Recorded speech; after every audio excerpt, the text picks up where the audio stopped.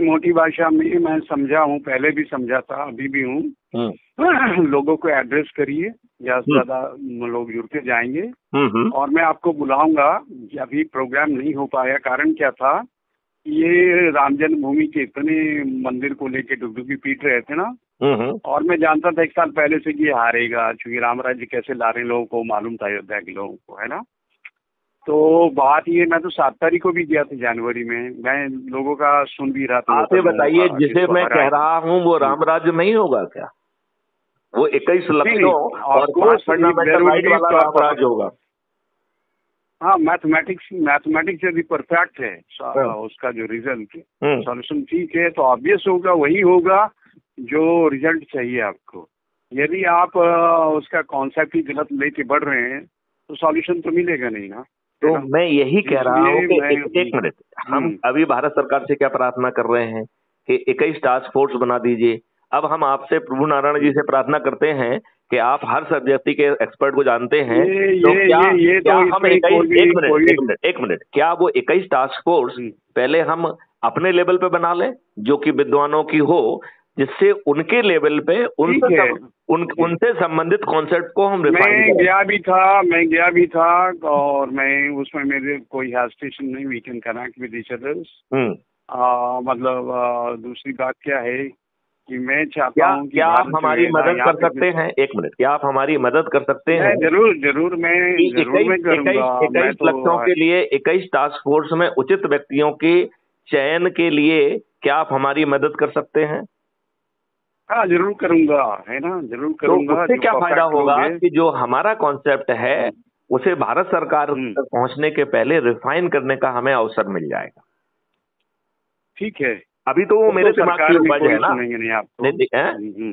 अभी तो वो मेरे दिमाग की उपज है।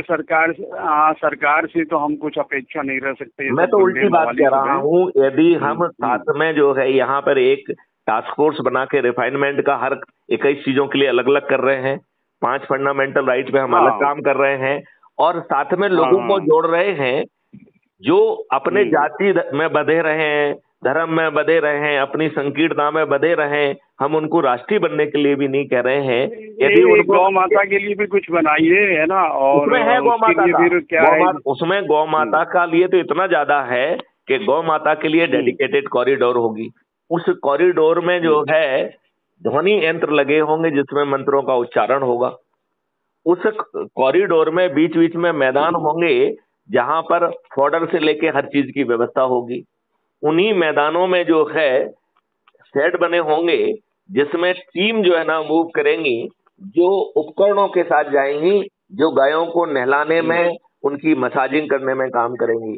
एक डेडिकेटेड टीम होगी जो कि उनको सजाने में और उनकी पूजा करने की कार्रवाई करेंगे। तो उनका मूत्र, उनका गोबर, उनका दूध, सभी का उपयोग करके हम इस पूरे को एक जो विश्व मुक्त भारत में कन्वर्ट कर देंगे। हानिकारक केमिकल ना तो पैदा किए जा सकेंगे और ना ही इंपोर्ट किए जा सकेंगे।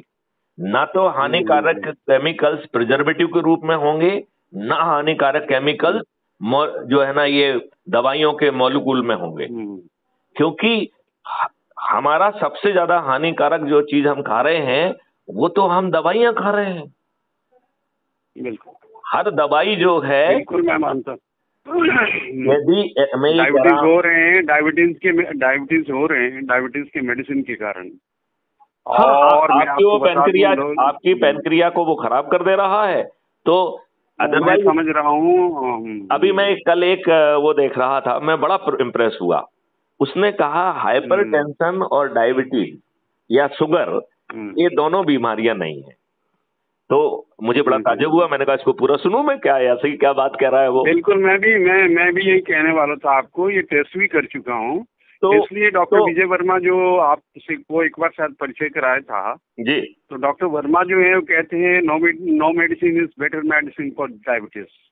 ठीक है, तो मुझे लगता क्या है कि मतलब ये जानबूझ के बीमारी को फैला रहा है भारत में, और लोग इतने मूर्ख है ना, उनको मूर्ख बना देते हैं, समझदारी नहीं है। अब आज भी एक दिन में आप 10 लड्डू खा लेंगे, मान लीजिए 1 ग्लास आपको मैं दिया वाटर, उसमें दिया आपको चीनी ½ kg, आपने 1 चम्मच डाला तो आपको उतनी मिठास मिलेगी। या 5 चम्मच उसमें डालेंगे तो ऑब्वियसली उसका लेवल बढ़ेगा, 273 आएगा, 274 आएगा। आपको बताइए, अरे आपको तो डायबिटीज हो रही, डेंजरस है, और आप चले जाएंगे वहाँ पे, ठीक है, डॉक्टर के पास, उसकी मेडिसिन खाने लग जाएंगे, फिर क्या होगा वो तो हम जानते हैं ना।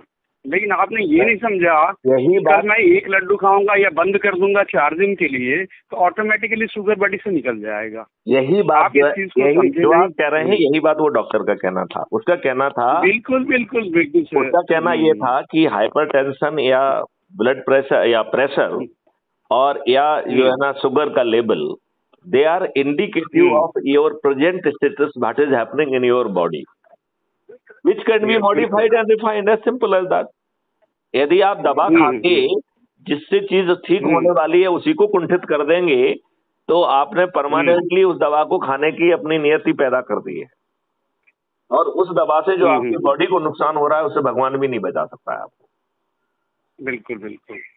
तो अच्छा, can I speak to you more tomorrow, है ना, मैं बात करूंगा आपको कॉल करूंगा। जैसा आपको मालूम है कि हम जो भी बात करते हैं वो रिकॉर्ड भी होती है, और उसके पीछे उसके पीछे मकसद होता है कि एक मिनट, उसके पीछे एक मिनट उसके पीछे मकसद होता है कि हमारी वार्तालाप एक ऊर्जा के रूप में ब्रह्मांड में रहे और उसे जो जीव हैं वो भी सुन सकें।